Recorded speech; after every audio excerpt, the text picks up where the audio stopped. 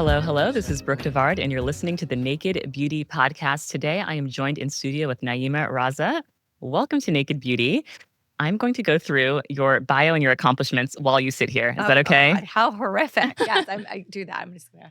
Nayeema Raza is a journalist, podcaster, and filmmaker whose work has been featured in the New York Times, The Cut, and the Tribeca Film Festival. Nayeema just launched her independent podcast, which is very good, by the way, Smart Girl, Dumb Questions. Each Friday, she asks direct, unfiltered questions we all want the answer to with amazing guests like Mark Cuban, Neil deGrasse Tyson, and Kenji Lopez Alt. Nayeema is a multi-hyphenate and multicultural. She's Pakistani American, but grew up in Indonesia and Sudan and lived much of her adult life between UK, Vietnam, and Jordan, Libya, South Africa, and more.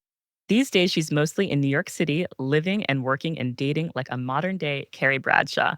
We are going to get into it all. Naeema, welcome to Naked Beauty. Brooke, thank you so much for having me. I love the show. I love what you do. And thank you for having me, but also for embarrassing me by reading things to me No, about me. listen, you are very smart and you've done so many amazing things. I realized when I was doing research to interview you that I'd read a lot of your articles for the New York Times Oh, without, knowing who you were, that we even yeah. had like friends in common Yeah. and we have Stanford in common. Right. We do have But Stanford you in went you common. went to I went to grad Stanford. school there Yeah. and I'm a little older than you. So I went Okay. after you had Okay. graduated. I think we switched spaces. Like you graduated from Stanford, moved to London. I Yes. moved from London to Stanford. Yes. And I love the concept of smart girl dumb questions because I feel like intelligence, like the biggest marker of intelligence is like curiosity. Yeah, I think that's how you also get smarter, right? It's just Yes. by asking. And I realized that I was part of this ecosystem in media where so many of the interviews that I was producing or doing were about showing what I knew or like getting this incremental bite of information, a scoop in news Mhm. terms that for 99% of the world didn't matter. And it was just going to churn out like 14 new articles about XYZ political beat. Yes. And I was like, I want to ask the questions that we all want the answers to. I want to like just that feeling of being in a meeting where everyone's talking about something and using an acronym. And somebody says, like, hey, what does that mean? And you're like, thank you. Right. Thank Right. you, you person. And I wanted to do that in a show. Yes. I love it. Thank And you. so you're Pakistani American. Hmm. And so I feel like I can't not ask you about the American woman in Pakistan. Oh, yes. Oh, my Onaja. God. Yes.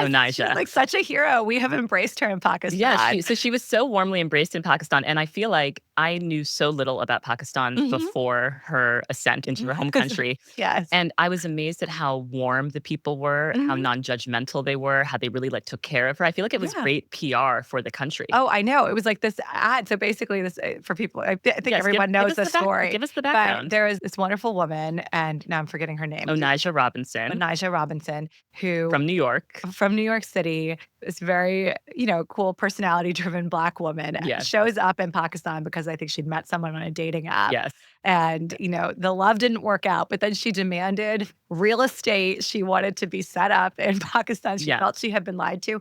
And people were kind of willing. I think she had a GoFundMe. People, Oh, yeah, she wanted 20,000 or more. 20,000 or more. She wanted a certain amount of like real estate, land Yes, size that she wanted. And yeah, people, I think it was just like a moment for Pakistan in the news, but also it became a conversation like amongst government officials about, oh, should we give her some kind of land? Should we help her buy a ticket home? oh, I mean, I wow. think there were also some concerns about maybe Mental health, her yes. health. Yeah, exactly.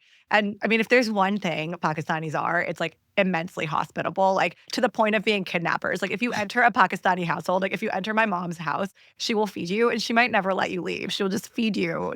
She's like the anti-Ozempic, like she'll come there. She'll just feed you to the end of time. But that is something that is it was beautiful to see that reflected Yes. because not a lot of people know about Pakistan. And Right. both my parents are Pakistani. Of course, ironically, like my parents were older parents. So my dad was in his 50s, my mom was in her 40s. And my dad was born before partition.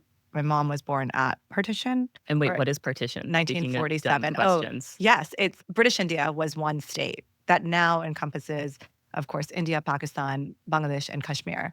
They were all ruled under colonial rule as British India, the British Indian Empire. And right before, colonization was ending in August of 47, there was a decision that there would be a split between the Hindus and the Muslims. So there was this massive, Muslim Hindu kind of historical coexistence / rift. Muslims were not included in the Indian caste structure, for example, or they were seen as untouchables, the lowest ring of the class. And so right on the eve of partition, Pakistan was created as a different state led by Jinnah, et cetera, and India was its own state. Pakistan was a fragmented state that was actually West Pakistan, which is now current day Pakistan, and East Pakistan, which is Bangladesh. And then many people might have heard like Kashmir is this fought over land. Yes, I have heard that. And so Kashmir was supposed to be part of Pakistan, but the Maharaja of Kashmir was Hindu and wanted to be part of India. So there was this like kind of defection in that moment. And that continues to be a real kind of lightning rod in the region. And then in the 1970s, East Pakistan became independent, Bangladesh, in part like kind of egged on by the Indians, but also because the Bangladeshis were treated almost as second-class citizens in their own country. And there's my family, my mom's family was living in East Pakistan and then migrated to West Pakistan. Interesting. So that's like a history of partition. But the thing is, we're all the same. And if I sit in a car, like people just always assume I'm Indian, or like if we're going out to eat, I'll often be like Indian food, even though I mean Pakistani food. And a lot of times when you go to an Indian restaurant in London, you're actually eating food by Bangladeshi cooks or Pakistani cooks, Right. just branded by India because it's like the biggest of the three. Yes. Oh my gosh. That reminds me so much of the Ottoman Empire in Turkey, where I spent a lot of time in Turkey, Yes. now called Turkey. Yes.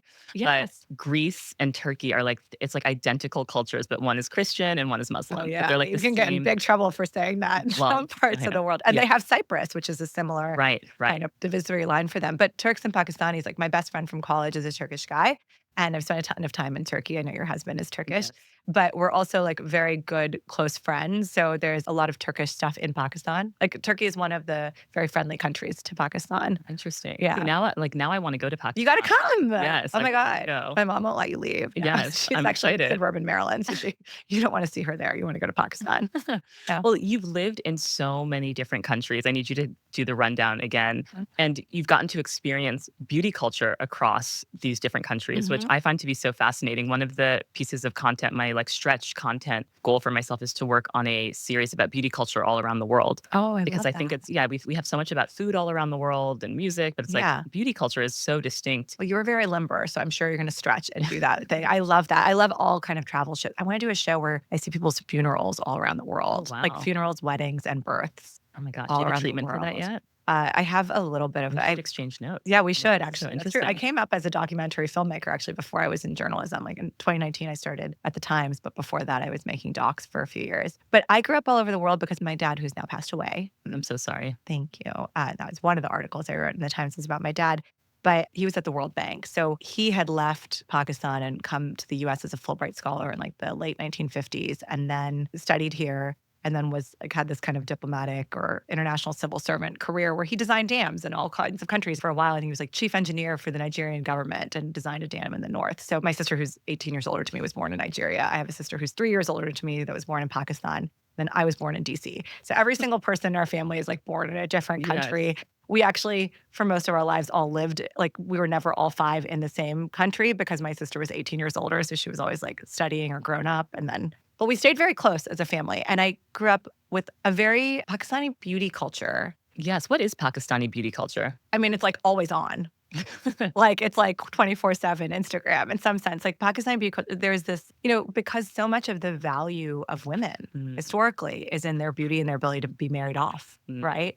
And so Pakistani beauty standard is like this fairness. I'll talk to you about the process of how you get there, but the objective beauty standard is very fair. Like you'll hear jokes of Fair and Lovely is a product that exists. Which is like a skin bleaching It's like product. a skin bleaching product, or people use turmeric or haldi, turmeric. And does that just boil down to colonialism?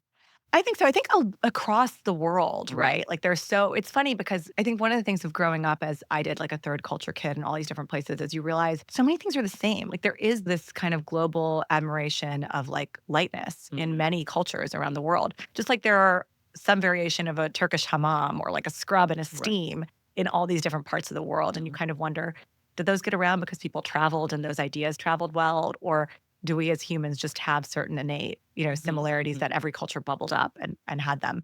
But that has historically been the standard. I think that remains the standard, though we have busted out a little bit of it. And then Pakistani, it's like really like having long hair, luscious hair.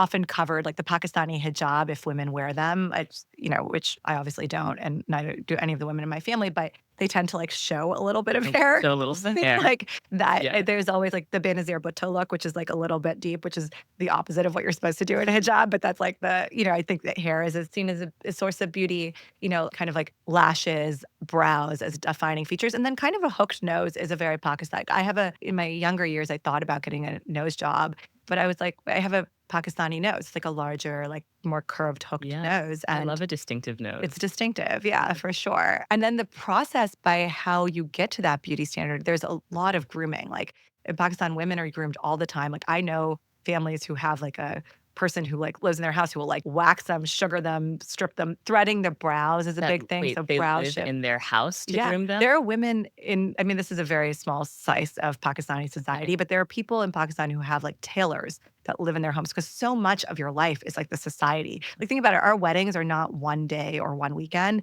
5 events. We have 5 events in a Wow. Pakistani wedding. Wow. So, and you have to like show up looking flawless at every one. Yeah. And the average size of a wedding, like, is like 1,500 people. Wow. So not average, but that's a lot of people, or like hundreds of people is a small wedding. So this is like the 1% of Pakistan. But the large weddings is everywhere, like villages, et cetera. Weddings are seen as this big Right. moment of celebration. But the live-in groomers, Yes. tailors. Yeah. And the very funny thing about Pakistani society that is like Pakistani women are so powerful. Like there's this mythology, I think, around women in Islam, like women are subservient or women are domiciled and women cover their hair and all these things.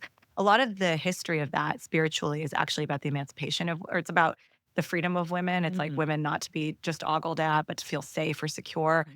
Islam was one of the first religions to give women the right to divorce, for example, and divorce is quite easy, procedurally. That's not to say there aren't a lot of problems. There are a lot of problems, but actually, like inside most Pakistani homes, like it is a matriarchy, and especially in like educated society, like, we've had female heads of state, which haven't happened in this culture.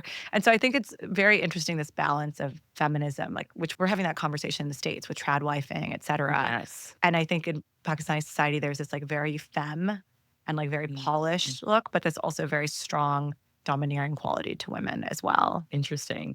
Did the female head of state adhere to the kind of traditional beauty standard? Yeah, Benazir Bhutto, she's like very classically beautiful, like luscious lips, like, Long yeah. hair. And yeah, like the kind of like very South Asian cheekbones, like high up, the Instagram face cheekbones. That's the descent. Instagram face is a descendant of South Asians in 2 ways, which is I think the cheekbones and the eyes, Yeah. like big eyes.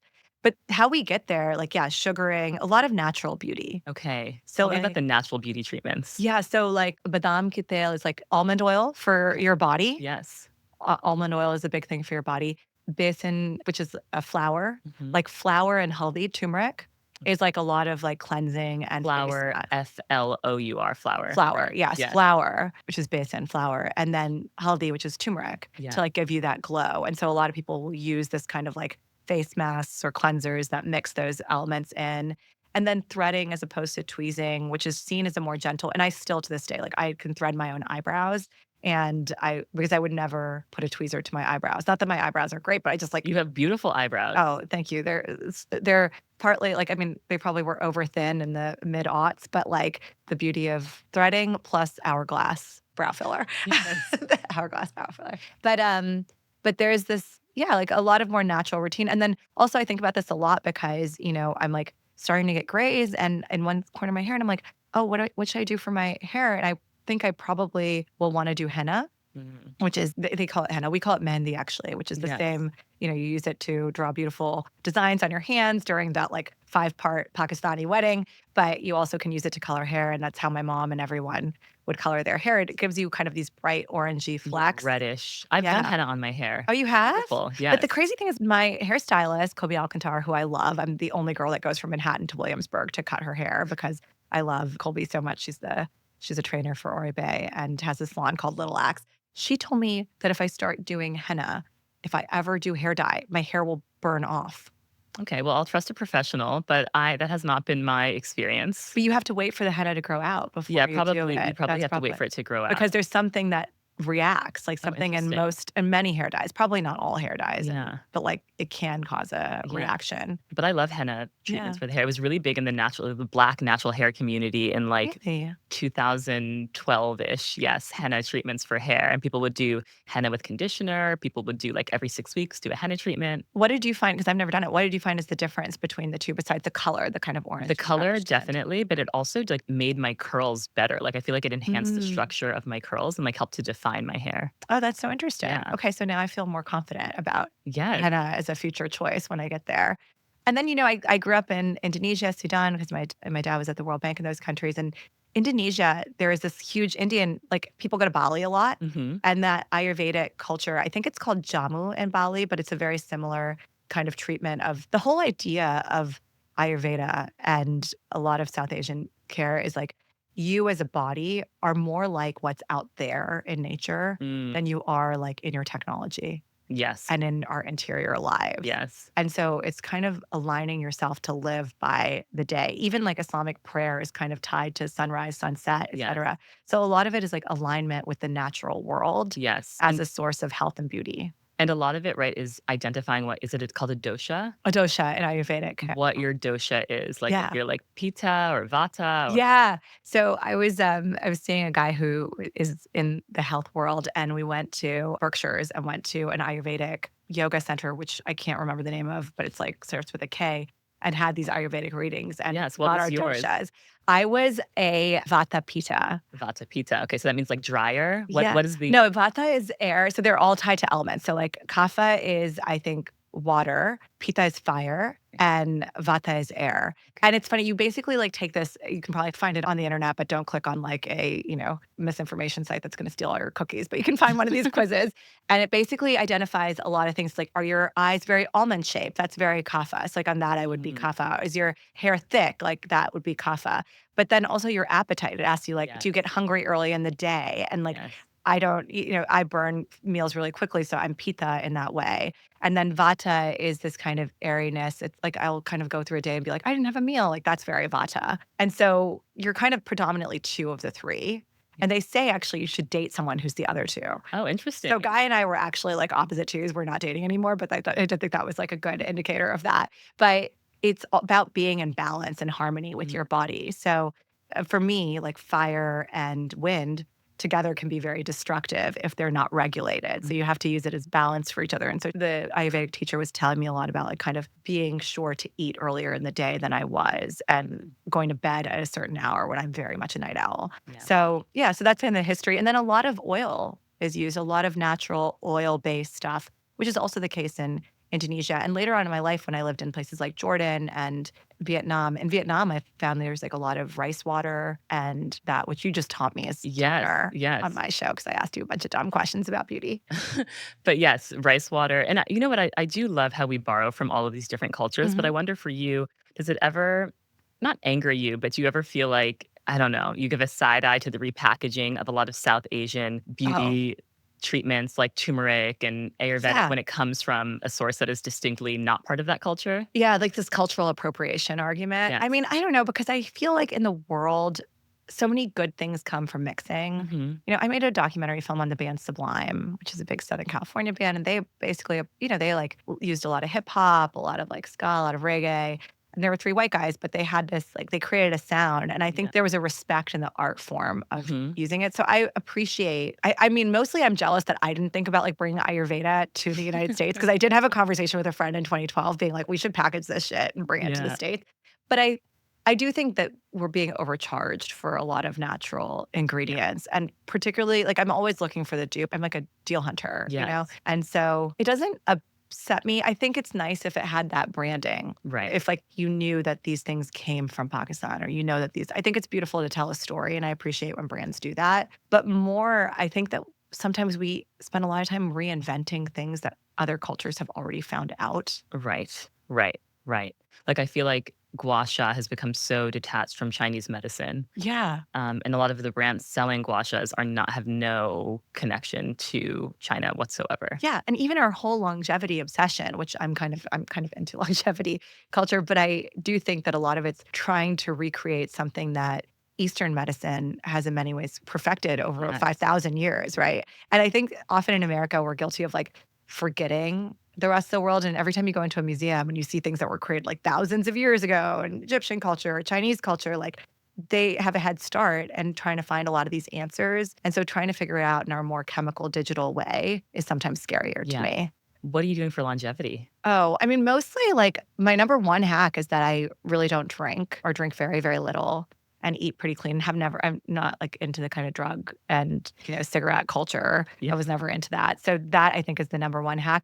But I'm going to do the Prenuvo scan. Okay. Yes, that scan that can tell you if you have early indications of any sort of terminal illnesses. Yeah. And I think I'm going to interview the medical officer on my show. And also, I'm hosting a longevity health and tech conference in San Francisco with Eric Newcomer, who's also an independent journalist. We're doing that in September and going to have a lot of people from the longevity space out there. So I'm currently like absorbed in this model. I just bought a red light therapy Celluma Okay. device. And it's funny because I thought about buying it for fertility. Like I was thinking about doing another round of egg freezing, which I had done in my early 30s. And I was thinking about doing another round right now. Why do another round? Did you not get as many eggs as you wanted? No, I got like 20 odd eggs. And that was Is like that a lot? yeah, that is a lot. And like there's always calculators, Yeah. right? And it's like, okay, those 20 odd eggs should give you 5 euploid embryos, and each euploid embryo has a 65% chance of birth. Therefore, you have like a likelihood of getting, 2 to 3 to 4 kids, like in this,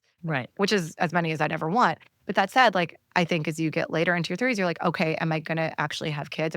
Is that going to be the primary way in which I have kids? Mm. What if they don't work? What if there was a refrigerator outage during COVID? I mean, this is misinformation. Like I was explained to me by my doctor, because I did ask, like, it's less about the generator and the electricity. It's more about the liquid nitrogen that they freeze the little Okay. tiny baby eggs into.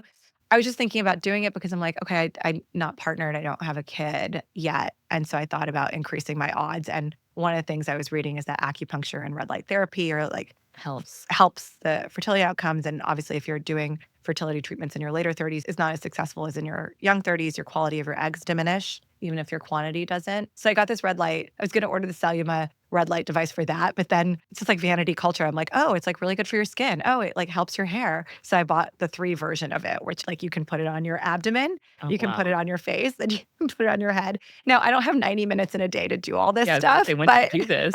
I haven't yet even opened it from the package, but I own it, which is like I own, yeah. And I also have those like leg compressors, the Normatec leg Okay. boots. So I have all these like longevity hacks and Okay. but I'm generally like into circulation, lymphatic drainage, keeping toxins out of my body. Mhm. And Do you eat sugar? I do, that's my one. Yeah, I'm like, people that are like, "And you look amazing." Oh, Can thank we you. share your age? Yeah, we can just tell them I'm old, but yeah, but ageless, yes. But, when I talk to people that look really, really good, they always Yeah, say that they don't drink, yeah. and then the next thing that comes is, like, they kind of stay away from sugar, and I'm like, "I No, can't I can't do imagine that. staying away from sugar." I love a good dessert, a sweet treat. I love Susie cakes when I'm in California. Like Ooh, I just Suzy cakes had is Susie good. cakes. Yeah, it's very Have you had good. the mochi donuts here? No, what are the Oh my mochi gosh, donuts? mochi donuts are like, I'm obsessed. They're Really? so I good. haven't heard of mochi donuts. I like mochi though. And Yeah. they're cold, they're frozen? No, no, no, they're just hot, warm donuts, but they have that kind of, like, tapioca gumminess. They're so Oh, good. okay, we can You go can get, like, after a this. matcha mochi donut. I don't drink coffee either, Okay. which was a hack from my mom, who was like, "Don't drink coffee till you have kids because you'll need like a caffeine burst." Yeah, I'm at not this point, caffeinated. caffeine is like water to me. Like, Yeah. it just doesn't even wake me up. The tiredness I feel is just like coffee. I'm beyond coffee. But there are all these studies that like caffeine can help you like prevent things like Alzheimer's, et cetera. And the other thing I do is I work out. Like I do work Yeah, out, and what's I your workout really routine? believe increasingly it's Pilates. I wrote a piece in the Times in 2020 about how I never had really worked out until 2016. And it was in that election that I got stressed and I started like working out all the time because I would just like look at people who run. And Neil deGrasse Tyson said this to me on my show. He's like, if you look at runners, they're never smiling. That's so true. And I was like, that's very scientific evidence of Yeah. why running is that. But I realized like they were able to clear their head. And I needed to do that in that kind of election cycle in 2020, especially of like covering an election. But even in 2016, et cetera, just the stress of the politics and the amount we need to know. I mean, we live in a culture now where like 12-year-old kids are stressed about the election results and 8-year-old kids or, are talking to you about politics. And certainly like politics are extremely important and I think we should pay attention to them. But I also feel like we need outlets. We don't need just incoming. And Yes. so exercise has been a huge outlet for me. I used to do like HIIT, high intensity interval training, like berries, like 5 or 6 times a week, and then do yoga on top of it 3 times a week. Like I was super class pass culture of like 2017 New York. Yeah, I was Remember there. those I was days? there too. Yeah. Yeah, that class pass dry bar Yes. era. Not dry bar for me, but Oh, yeah. ClassPass, yes. Yes, I was in that era. But now I've like focused a lot more on Pilates and strength because as you kind of get into your late 30s, early 40s, you want to focus much more on building muscle. It's like women's hormones fluctuate. I just interviewed Tamsin Fidel about this because I'm like, what does life look like in your 40s and 50s? And she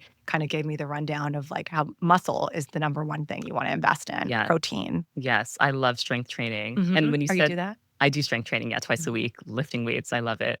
But I thought you were gonna say that you do NAD supplements, Oh, shots, because that's what everyone's doing now in the longevity world. no, I'm a little bit scared of supplements. I take like a once daily women's vitamin Yeah. and I take magnesium at night. Okay. But I have to say, like, I have looked a little bit into the lack of regulation when it comes to supplements. I mean, I'm just like not sure what's in those, like what looks like a plasticky filled thing. Right. But I do, yeah, I'm not as much into supplements, but I do know there has been a lot of, and I've been listening to a lot of like NAD, the precursor to NAD, which is NMN, I think, Okay. which is even seen as better to put into your body, I believe.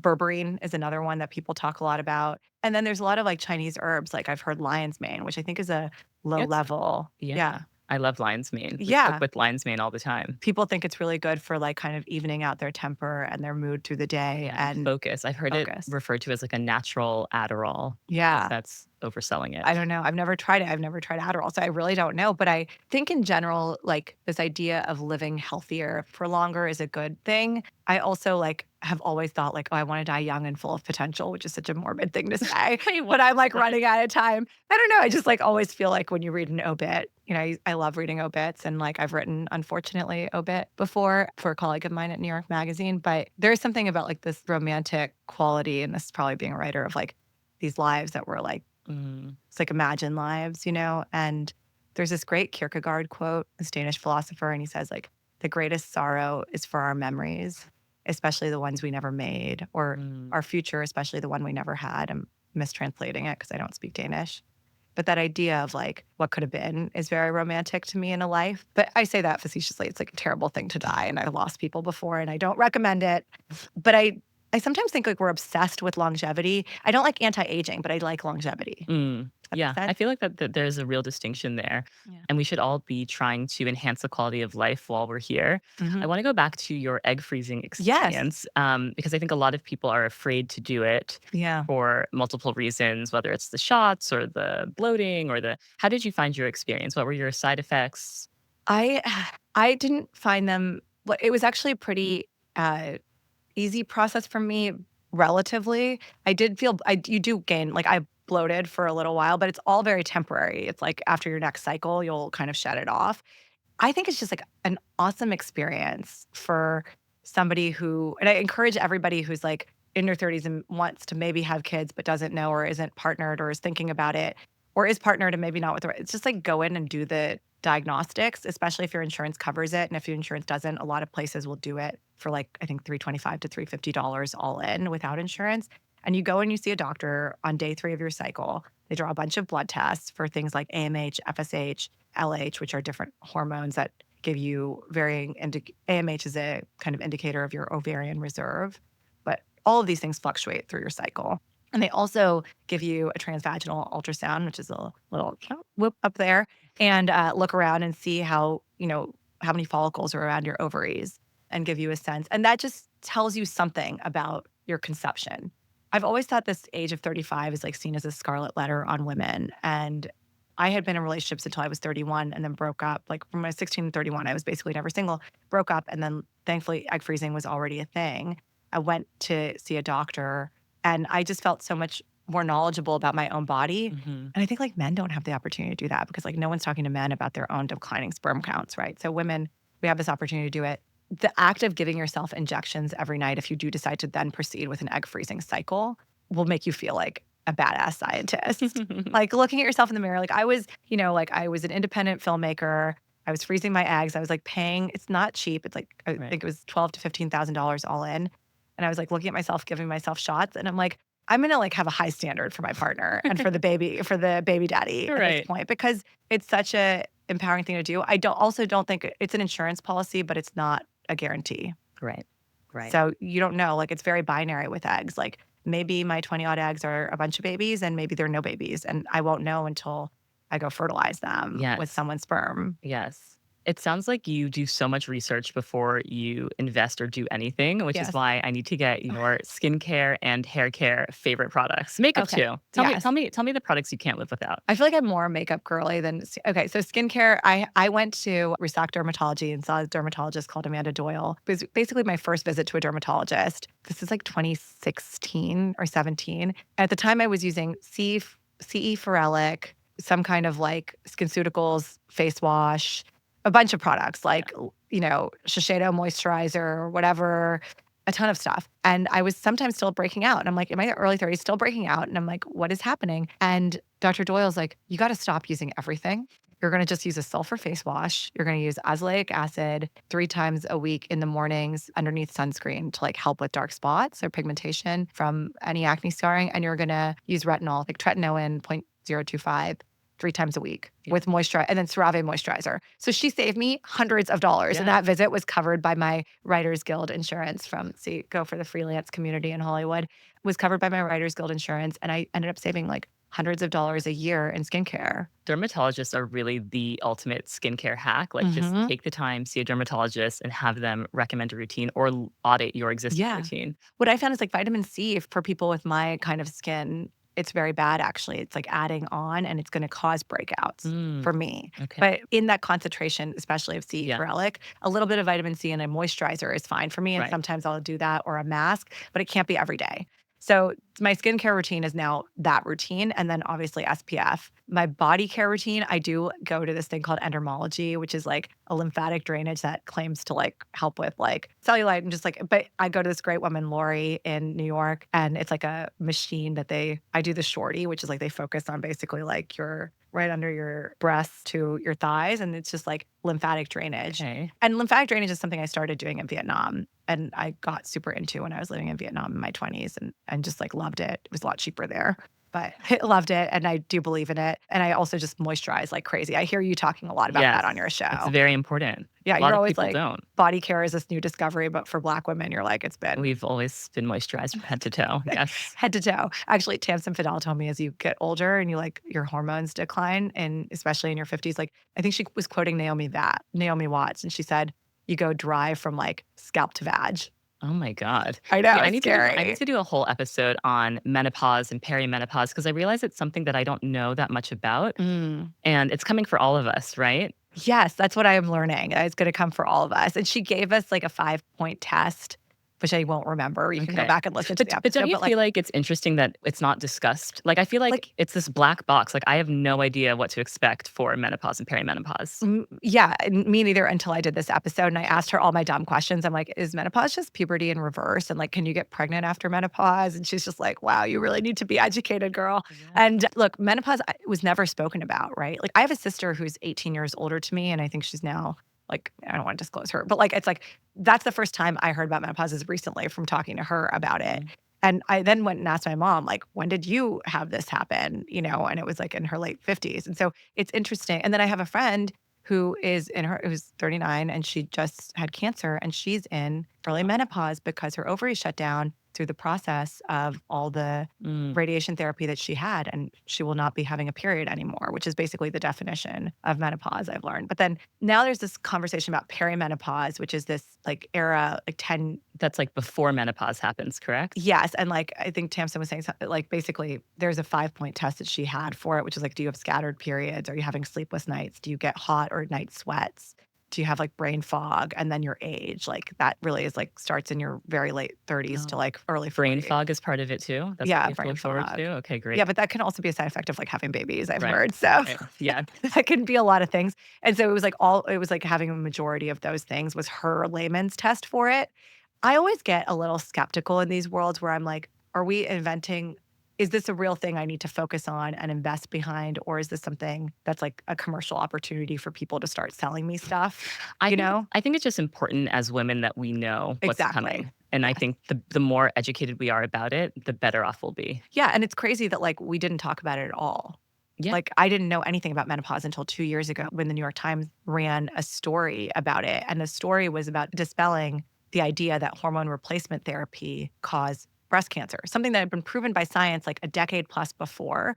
But when that original news reports there was this original news report that there was a study that linked hormone replacement therapy, which is the number one treatment for menopause for menopausal women, to breast cancer. And then that was debunked, but the debunking never got the headlines that Wow. the fake news got, Yes. basically, you know? So in that world, like it was this 2 years ago, I think 2023 article or 2022 maybe article that bust open the door and was like, all these women are being denied treatment for menopause because of some misinformation that has been Mm. scientifically debunked and reported on, but we're not informing and talking about it in our medical communities or in our cultural communities enough for women to get the right care that they need. So I Wow. think that you're absolutely right. And like the important thing is just being as informed as possible about your own body. And I think that's why I like egg freezing as well as a concept is I know it's a luxury, I know it's expensive. But I think anytime we have the opportunity to just learn a bit more about our body, and I think a lot of this is instinctive. And like a lot of capitalism is fear mongering and selling you stuff, but like you'll know in your body. And I knew in my egg freezing cycle, like I knew that I didn't want to be on the birth control pill as a timing or suppression mechanism because it had like, I never reacted well to the pill. Mhm. So like I feel like you know a lot about your own body. Absolutely. Yeah. This is like a hard pivot into Yeah. makeup and Makeup. hair Let's talk care makeup. Yeah. favorites. Oh, hair care. Okay. Love Oribe, just like the simple signature shampoo conditioner. And they have this new product called Arancer, which I haven't used today, but it gives this like mirror shine Ooh, to it that I really like. I love their foundation mist. I'm like a total Oribe girly. okay. Everything Oribe on hair. And then I use their hairspray, which I probably haven't put on today. My hair is probably all over the place. Just not gonna look at it. And I do also use argan oil. Okay, Like I love argan oil. or yeah, I basically oil my hair once or twice a week and Yeah. do that instead of conditioning often. Okay. So I'll just do oil, like put my hair in a braid, like sleep like the night before the cleaner comes kind of thing. And then I will wash it off, not use a conditioner and use that Arancer, that mirror rinse, I think it's called from Oribe. So that's my hair. And then hopefully one day henna is going to Yeah. be added to the routine, which I've heard it also helps with thickening hair as well. Yes. And then maybe this red light therapy, if I ever open the box and put it on my head, I'll send you a photo if I do it. And then makeup, Luminous Skin Foundation from Oh, Giorgio Armani. Armani. Perfect. In love. Just such a beautiful foundation.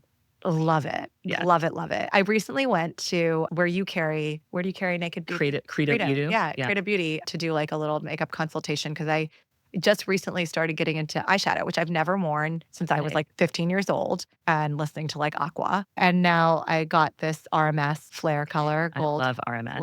little bit there. And products I couldn't live without is like Hourglass Brow, Wow. the Chanel Duo Intensite lip, Okay. like double lip color. Yes. That's super lasting. And like, Wet n Wild, like doesn't break eyeliner. Okay. So if I had to do 3 products, it would be that. And then if I could add in a 4th, it would be the Luminous Skin Foundation. Okay. Love That would it. be it. That's my Love it. makeup routine. I mentioned in your intro that you were dating in New York like Carrie Bradshaw. Yeah. What is the dating pool like? And do men appreciate all of the beauty treatments and the effort put into the look? You know, this is like the thing about I'm fascinated by how much of beauty I feel beauty has been trying to push it as a category into men, but it's really like Yes. only fully made it in like the gay male community. Absolutely. And gay men to me are like, they're the saving grace of all women. I like to think, I'm like, is the alliance between gay men and straight women over? Like, it's definitely not that Stanford Carrie Bradshaw relationship anymore. Cause like, they don't need us anymore. They don't, Well, the gay men have surpassed us. yes. And But gay men have also done so much to shape the beauty industry. oh, for sure. And fashion and everything. And they're Everything. contributing. Everything aesthetic. Everything aesthetic. And I just say, like, it's like I say to my boyfriend sometimes, I'm like, you know, gay men are an example of what men could be if men just tried hard. If Like straight men tried straight harder. men tried harder. Like gay men are the example of like what men could look like. It's you know, it's like women are just expected to be so beautiful, so perfect in every way. And it's such like it's something that just like breaks you. And the freedom of I think your 30s is like realizing, oh fuck, I don't need to be perfect all the time anymore. Right. And I've heard you talk about this, like going from being like the sense you have to be flawless to being like embracing of your flaws. Absolutely. And I certainly believe that. But I do still have like a very high standard for myself. And I think it'll be even higher as I get in my 40s or 50s, like I think I'll have an even like higher standard of beauty to keep myself to. And it is frustrating that men, I think they don't really, I don't know that they really appreciate it, but I think that they don't have to invest in it. That's what gets me mad is like Yeah. economics of it. Right. It's like the pink tax, you know? Yes. And I think dating has been really transformed by this aesthetic culture. Like dating apps, women never really, I don't think, chose their partner purely on the basis of like looks. Like if you read Right. Jane Austen, like that's not what it's about. At all. And I never dated with dating apps, so I don't even know Yeah. what it was like. So what is I it like? hadn't either till I was like 31 and single for the first So time. what is do you go off of picture? Do you I mean, I don't really date on the dating apps. I really only did it during pandemic and I date on Raya a little bit, but like I mostly date in real life and I have such a social life that I'm like out meeting people all the time. But I go to so many events for work. And so most of the people I meet is, as one ex-boyfriend called it, it's shopping cage-free organic. It's like in the wild. And so that's it. I do think dating is so much fun. I've kind of contemplated, is New York City the worst place to date or is it just the best place to be single? That's a really interesting question because it's Yeah. so much fun to be single in New York. Yeah, you know, like, I mean, it's just like, it is so fun. And it's also so fun to date in New York. Like, I Right. love going on first dates, but I am a lobster. I like to be partnered. And I do, you know, like I've been in relationships most of my life. I do think it was important for me to spend time in my 30s single because I hadn't had that in my 20s at all, really. And I feel like my career in the last like 6, 7 years has gotten to a place where I'm like, oh, like I never invested in it the same way. I always saw it as secondary to like a partner's career or whatever until I was, you know, single and kind of ambitious in my 30s in New York. And that has given me like Yeah. a whole new life. Well, you were certainly very ambitious. What do you do to slow down and take care of yourself? Sleep. Sleep. Number one beauty hack. Okay. 8+ hours of sleep. What time do you go to sleep? Oh, 1 in the morning, Okay, and then you sleep until 9, 10. okay, love that. See, I like these people that talk about going to sleep at 9 PM. I'm like, I could never. No, never. Even when I'm like in a relationship, I will like go to bed at like 10 p.m. or something with my boyfriend. And then I will wake up at like, I'll like pretend sleep and then I'll wake up at like midnight. And I love these like 2 hours between midnight and 2 where I'm like doing things, folding laundry, doing work without being interrupted. Like I get my highest creative energy. And particularly if I'm writing or conceiving anything, you know, not conceiving a baby, but maybe at that hour too. But like it's that 12 to 2 window where I'm like super productive. It's so important for you to say this because I feel like there is such propaganda around mornings and being an early morning person. And like, you've got to like wake up at 5 a.m. to like catch your create. And I'm like, I'm not this person. And No. I can't train myself to be this How are you person. doing it now with kids? I mean, I just power through, but I'm certainly not getting creative idea. Like, I'm up early as like obligation. Like, it's Yeah, not like, oh, this is so nice, the sunrise. Like, I'm like, oh my gosh, give me coffee. I know. Yeah. How can we there was some research that showed, like, people who stay up late I saw this on puberty, so it's not, like, well-researched information, but, like, on the Instagram page for puberty, they had a study that was, like, people who stay up later are actually smarter, and I sent it to all my morning people friends because Yes. every single, like, case study you read is about a CEO waking up at 5 in the morning to, Always. like, read their 15 newspapers and work out. It's like, I work out at 2 in the afternoon with all the yummy mummies, Right. okay? And then I just, like, live a much more evening-based life. Same. That's very Pakistani too. Like I ate dinner at 10 p.m., 9 p.m. as a kid. Yes. Yes. Yes. Yes. Yeah, we should band together and fight Yes this to all of morning this. oppression. Yes. We need to fight the morning oppressions. Final question. Yes. When do you feel your most beautiful? Oh gosh. Yeah, you asked that. I should have known because you asked that time. When do I feel my most beautiful? You know, I feel my most beautiful probably in the presence of my family, like my parents. My dad is now gone, but even when I look at photos of myself, like being a daughter Mm, or like being a sister, I think that's the most beautiful version of mm, me. Like that's the one that's the person I aspire to like bring into all my other relationships because I think one, there's the unconditional love and the confidence that my parents instilled in me, but there's just like something that being in the presence of love gives you like a glow that no amount of Armani Luminous Skin Foundation is going to give you. And there's like a video I have from my birthday in 2018 where my dad loves to blow out everybody else's candles. Like where my dad and my mom are like singing to me and my mom's like hand is on my cheek and she kind of pats it. And my dad's like waiting to blow the candles and I'm waiting for him to blow the candles and not even look. And I just like love that's the photo or mm. video in which I feel is most beautiful. And I also like video more than photos, stills. Okay. Okay. Yeah. Well, as a filmmaker, that makes sense. Yeah, and that's like as a filmmaker, that is the thing. And when I do documentaries, and one of the things I want to say on this beauty podcast is I think there's this obsession with anti-aging, and like even I'm like a person who I don't like to share my age. I want to be ageless forever, but like I do think that signs of wear and tear, signs of life lived are the most beautiful things. And when I interview old people, it's my absolute favorite person to interview is like someone who has like wrinkles in their eyes and like that beauty of like life lived. And I always think like Instagram content can be so annoying. No matter, I have this like cut essay in me that I need to write, which is like, I hate everyone on Instagram, especially myself. But the people you do not hate on Instagram are old people, like the Yeah. grandfluencers. Right. There's something so beautiful and like wise in that life. And so I do think we live in a society where we're constantly hiding the look of our age. And the fear of that is like you take away the emotion and the life and the experience and the wisdom out of your face, Yeah, you know? absolutely. So beautifully Okay. said. Well, Naeema, thank you so much for being on Naked Beauty. Thank you so much for having me, Brooke. I loved it. Yes, thank you. Relax yourself, girl. Keep set clear. Relax yourself, girl. Keep set clear. Relax yourself.